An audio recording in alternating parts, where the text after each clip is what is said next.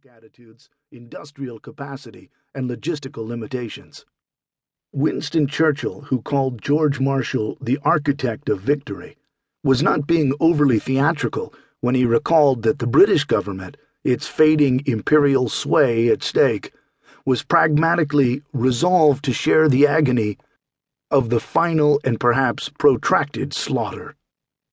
D.M. Giangreco's striking title, Hell to Pay, represents the closing wartime dilemmas and the likely repercussions to their solutions. After 10 years of violent aggrandizing in China, Japan had, in 1941, simultaneously and shockingly attacked 4 nations over a seventh of the Earth's surface. Defeating the sprawling Japanese Empire had required fiscal fortitude, technological breakthroughs, immense transfers of men and material across 2 oceans, and continuing evaluation of the terrible human cost of the 2-stage invasion of Japan building up on the Pacific Rim, Operation Downfall. To pacify a fickle electorate believing that a war half won only required half mobilization the rest of the way, the American military establishment, at odds with its needs, began sending some seasoned veterans home even as Nazi Germany imploded into chaos. The complex conditions perceived by both Japanese and American decision-makers, and the difficult assessments made at the time, require in Hell to Pay the portrayal of vast arrays of numbers. In few books about any subject other than astrophysics are figures more provocative and more persuasive. Giangreco turns number crunching into high drama. The clouds of supporting aircraft assembled from the Marianas and the Philippines to Iwo Jima, Okinawa, and dozens of fleet carriers ran into 5 figures, so many that they hazarded getting in each other's flight paths. The assault shipping 4,000 ocean-going vessels alone being gathered, and troops committed for the Kyushu landings planned for late October 1945, far exceeded D-Day in Normandy, to face a Japanese buildup that, by the time of their surrender, totaled nearly 917,000 troops on the island.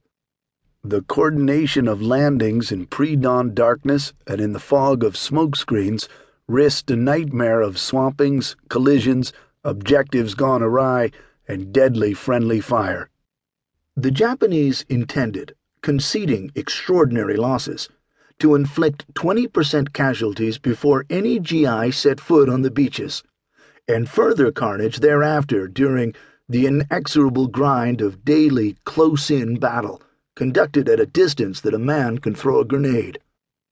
The long-lived and much-quoted canard that estimates of horrific casualties during an invasion of Japan were post-war apologetics for the bomb is set aside here by Giangreco, an indefatigable and precise military historian, in clubs, diamonds, hearts, and spades.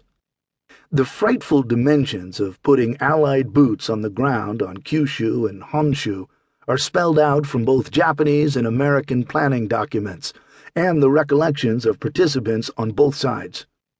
The consequences could be projected. On and adjacent to Okinawa, an island only 60 miles long and a third as wide, 13,000 Americans died and 37,000 were wounded. Japanese deaths, including hapless Okinawan civilians, exceeded 142,000. The seas were crimson with corpses. Harry Truman told his assembled planners in a momentous White House conference, as the enormous casualty figures were still coming in, that he hoped to avoid the intolerable cost of another Okinawa, grotesquely magnified from one end of Japan to the other. The Japanese military culture had historically long rejected surrender. Okinawa was not a worst-case scenario, it was a reality.